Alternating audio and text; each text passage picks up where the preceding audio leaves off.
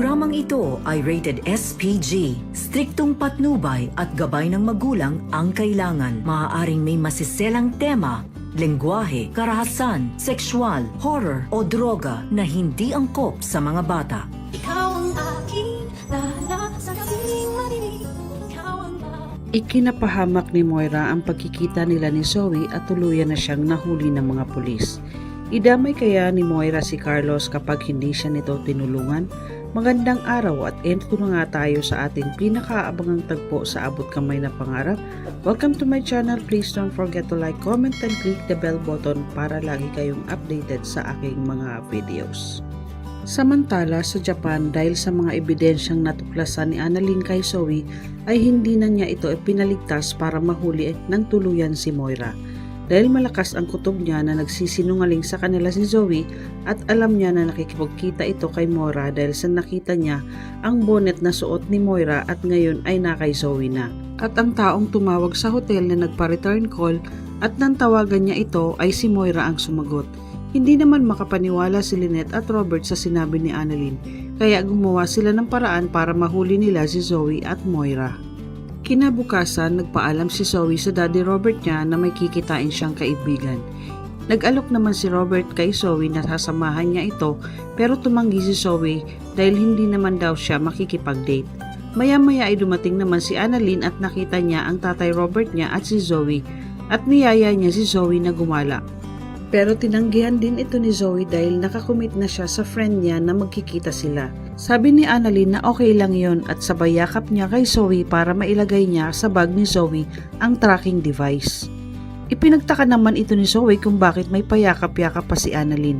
Sabi ni Annalyn na masaya lang siya dahil magkakasama sila sa Japan. Ang hindi alam ni Zoe na siya ang magiging dahilan para mahuli nila si Moira at nagpaalam na si Zoe. Pag-alis ni Zoe ay dumating naman si Lynette at Doc Lindon. Habang sinisimula na ni Annalyn na itrack si Zoe, naitanong ni Doc Lindon kung bakit nila nilagyan ng tracking device ang bag ni Zoe. Di ka ba naniniwala na kaya siya nandito ay para mahuli ang mami niya? Sabi ni Annalyn na nasabi niya na ito sa nanay at tatay niya at may mga ebidensya siya na magpapatunay na matagal nang nagkikita ang mag-inang Moira at Zoe. Maya-maya ay nagyaya na si Robert na sundan na nila si Zoe at baka makalayo pa ito at nagsama na din sila ng mga pulis ng Japan para hindi na makatakas pa si Moira sa kanila. Samantala, hindi alam ni Zoe na ito na ang oras na mahuhuli na si Moira dahil sa kanya. Hindi niya alam na nasundan siya nila Annalyn, Robert, Lynette at Lindon dahil nilagyan siya ni Annalyn ng tracking device sa bag niya. Paalis na sana si Moira para tumakas pero hindi siya nakatiis na hindi sila magkita ni Zoe bago siya lumipad ng ibang bansa. Sa isang park nag-aantay si Moira kay Zoe para magkita. Maya-maya ay dumating na si Zoe at tinawag niya ang mami Moira niya. Umiiyak na napayakap ang mag-ina sa isa't isa. Humingi ng sorry si Moira kay Zoe dahil kailangan niyang umalis. Kaya ikinalungkot naman ito ni Zoe dahil matatargalan bago ulit na sila magkita ng mami Moira niya. Gustuin man ni Moira na isama si Zoe pero hindi niya maatim na masira ang buhay at karir nito nang dahil sa kanya. Pinayuhan niya si Zoe na huwag siya nitong kakalimutan at ipagpatuloy niya lang ang pagkukunwari sa paghahanap sa kanya dahil naniniwala naman sila. At wala siyang pinagsisisihan sa ginawa niya dahil lahat yun ay para kay Zoe dahil mahal na mahal niya ito. Kaya niyakap niya muli si Zoe ng mahigpit habang umiiyak silang mag-ina. Habang magkayakap ang dalawa, ang hindi nila alam ay nakita na sila ni Robert, Annalyn, Lynette at Doc Lindon at may kasama silang pulis. Tinawag ni Robert si Moira na ikinagulat naman ng mag-ina. Sabi ni Robert na Moira, eto na ang katapusan mo. Huwag mo na kaming pahirapan. May mga kasama kaming pulis, sumuko ka na. Gulat na gulat ang mag-ina kung bakit nalaman nila na magkikita silang dalawa. Tinanong ni Moira si Zoe kung kasama niya ang mga ito. Sabi ni Zoe na hindi ko alam mami kung bakit alam nila na magkikita tayo. Hindi kita ipapahamak sa kanila. Ang nagawa si Moira at tuluyan na siyang hinuli ng mga pulis at habang pinoposasan si Moira ay nagpupumiglas ito at sumisigaw ng tulong. Walang nagawa si Zoe kundi ang mapaiyak at nagmamakaawa na wag nilang hulihin ang mami Moira niya. Galit naman na nilapitan ni Robert si Zoe at sinabi na, napakasinungaling mo Zoe, hindi ka na dapat pinagkakatiwalaan pa. Akala ko tutulungan mo kami sa paghahanap kay Moira at kaya ka pala sumama sa akin ay para tulungan mo si Moira na makatakas. Hindi makaimik si Zoe at galit na tiningnan niya si Annalyn. Habang si Moira ay nagpupumigla sa mga pulis ay nilapitan naman siya ni Lynette. Sabi nito na hindi ka na makakatakas, Moira. Huli ka na. Patong-patong na kaso ang kakaharapin mo sa Pilipinas. At alam ko na din na ikaw ang nag-utos sa tauhan mo na pasukin ang bahay namin ni Carlos at hindi ako papayag na hindi mo pagbayaran ang lahat ng atrasong ginawa mo sa akin at kay Sir Pepe. Galit naman na sinabi ni Moira na wala kang katibayan na ako ang nag-utos, kaya patunayan mo yan. At tuluyan ang dinala ng mga pulis si Moira. Samantala, sa opisina ng magiging attorney ni Dax, kausap nito si Carlos para ibigay ang bayad sa attorney at palabasan niya na galing ito sa isang anonymous donation ang tumulong kay Dax. At pinakiusapan niya ang abogado na sana hindi sasabit ang pangalan niya sa kaso. At walang dapat makakaalam nito lalong-lalo na si Giselle. Ipinangako naman ng abogado kay Carlos na huwag kang mag-alala, makakaasa kang hindi ka madadamay sa kaso ng kliyente niya. Habang nag-uusap ang dalawa ay biglang kumatok ang sekretary nito upang sabihin na may nagpupumilit na pumasok. May bisita po kayo, attorney. Ayaw magpapigil.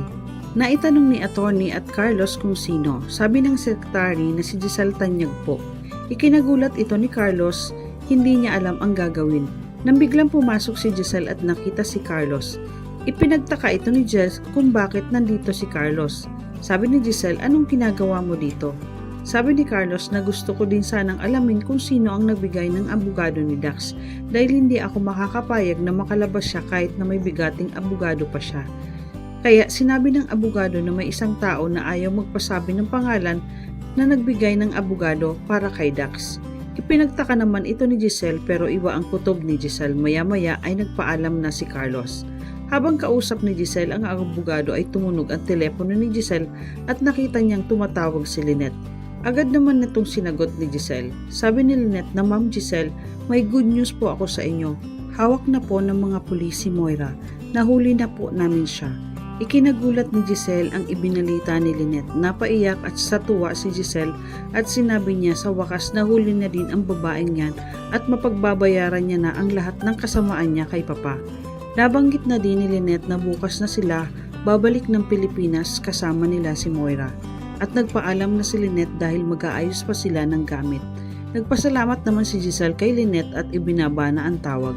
Agad sinabihan ni Giselle ang attorney na nahuli na si Moira at hindi mo na kailangan ipaglabang pa si Dax. At sa tingin ko ay maaabserto siya dahil nahuli na si Moira sa Japan, ang mastermind ng lahat. At nagpaalam na si Giselle sa abogado. Kinabukasan sa airport, maagang nagpunta si Giselle para sunduin si Robert at inaabagan niya ang pagdating ni Moira dahil hindi napapayag si Giselle na makatakas pa si Moira. Maya-maya ay dumating na silang lahat kasama na si Moira. Habang naglalakad na nakaposas ang mga kamay niya at hawak siya ng mga pulis. Agad naman sinalubong ni Giselle si Moira at nilapitan niya ito. Sa sobrang galit ni Giselle kay Moira ay bigla niya itong sinampal at sinabihan niya si Moira na sisiguraduhin ko na makukulong ka na. Pagbabayaran mo ang lahat ng ginawa mong kasamaan kay Papa. Hindi ako titigil na hindi ka mabulok sa kulungan dahil hindi na magtatagal maghihimas ka na ng malamig na rehas sa kulungan. Sumigaw naman si Moira at sinabihan din niya si Giselle na hindi ako nasisindak sa mga sampal mo at hindi ako sayo natatakot. Oras na makawala ang mga kamay ko sa mga poses na to, mas magbigat pang sampal ang ibibigay ko sayo. Malaman kaya nila Giselle na kasabwat ni Moira si Carlos? Tulungan kaya ni Carlos si Moira? Madamay kaya si Carlos ngayong nahuli na si Moira? Yan ang ating pakaabangan dito lang sa Abot Kamay na Pangarap. Huwag bibitiw at huwag kalimutan mag-subscribe. Maraming salamat po and God bless.